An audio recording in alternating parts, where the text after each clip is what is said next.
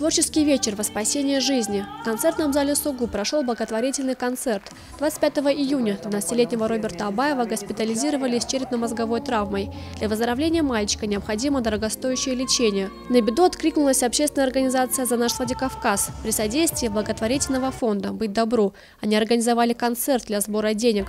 В мероприятии приняли участие дети творческой организации «Заря» и воспитанники Дома пионеров. Сейчас ребята опять откликнулись на беду, которая неожиданно вошла в семью Абаевых.